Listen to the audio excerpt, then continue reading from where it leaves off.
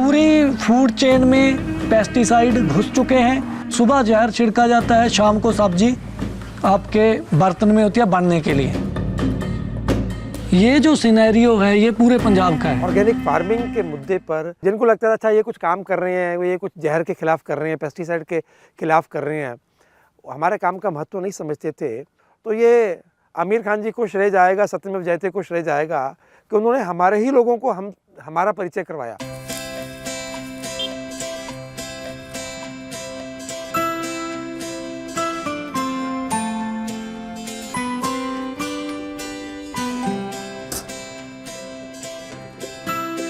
इस करके खरीदे हैं क्योंकि ये सब्जी जहर मुक्त है, यूरिया मुक्त है और ये पाचन के जल्दी पच जाती है। जिन किसानों ने सत्यमेव जयते का शो देखा, हमको फ़ोन किया और अगले दिन ही गाड़ी उठाकर हमारे पास आ गए कि हमको दिखाओ जी, हमको सिखाओ, हमने शुरू करना है। नवंबर 2012 में मेरे ग्रैंडफादर सरदार बलवंत सिंह हेर की डेथ हो गई थी। उनकी आयु थी 101 साल। लोग अफसोस करने के लिए आते थे घर में, वो कहते थे कि आपके दादा की बहुत अच्छी आयु थी, लेकिन क्यों थी? वो सारे कहते थे कि पहले खाना पानी बहुत अच्छा था, पेस्टिसाइड यूज़ नहीं होता था, तो सारे ये ऐसे बातें करके चले जाते थे। लेकिन क्या क्या किया जाए ये कोई भी नहीं सोचता था। मैंने ऑर्गेनिक फार्मिंग करने के बारे में सोचा। खेती विरासत मिशन से जब मैंने संपर्क किया तो उमेंद्र दत्त जी ने बोला, टीवी पे एक प्रोग्राम आया था सत्यमेव जयते, मैंने वो पहले नहीं देखा था। उन्होंने बोला कि आप सत्यमेव जयते इंटरनेट पे सर्च मार के देखो, तो मेरी आंखें खुली रह गई कि इतना पेस्टिसाइड हमारे पंजाब में। जब मैंने ये स्टार्ट करने का फैसला लिया तो सबसे पहले तो विरोध मेरी फैमिली में स्टार्ट हो गया। मेरी वाइफ इसके अगेंस्ट थी कि एडवोकेट का प्रोफेशन छोड़ के आप एक किसान बनना चाहते हो। ना मुझे एग्रीकल्चर की कोई बैकग्राउंड थी, लेकिन मेरे पास तो फिर फर्म डिटर्मिनेशन था, मेरा इरादा स्ट्रॉन्ग था और मैं खेती करूंगा और करके दिखाऊंगा। सत्यमेव जयते से मेरे को सबसे पहले तो ये बातें जो जैसे माँ के दूध में पेस्टिसाइड है, उससे पता चला कि ये कितना हमारी हेल्थ पे इसका प्रभाव पड़ रहा है। मैंने ये खेती 1.5 साल पहले स्टार्ट की थी।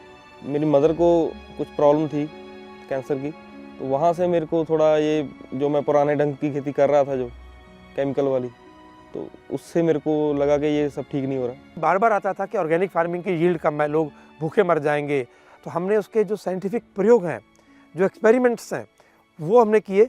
कोई साइंटिस्ट लोगों को अपने साथ जोड़ा और तमाम ऐसे नौजवान किसान उनके खेतों पर हमने प्रयोग किए जिनसे हमने सिद्ध किया कि ऑर्गेनिक में भी यील्ड कम नहीं होती।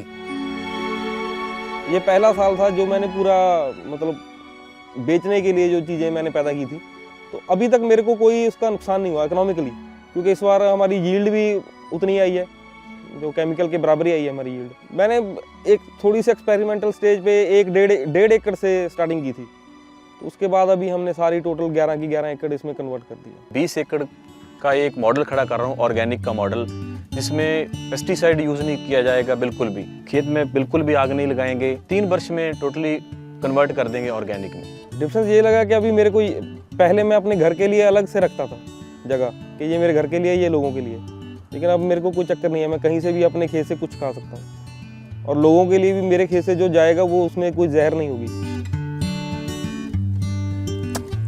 सत्यमेव जयते के कुदरती खेती के संदेश को आगे बढ़ाते हुए खेती विरासत मिशन ने पंजाब के 70 जिलों में 60 कार्यशालाओं का आयोजन किया। 300 से अधिक गांवों के लगभग 5000 किसानों को कुदरती खेती के विषय में जागरूक किया गया और तालीम भी दी गई।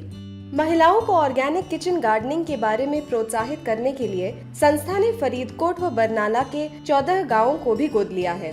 चंडीगढ़ और पटियाला के शहरी ग्राहकों में जागृति फैलाने के लिए संस्था ने अर्बन किचन गार्डनिंग प्रोग्राम की भी शुरुआत की। हम आशा करते हैं कि यह क्रांति पूरे देश में फैले और एक स्वस्थ समाज की स्थापना हो।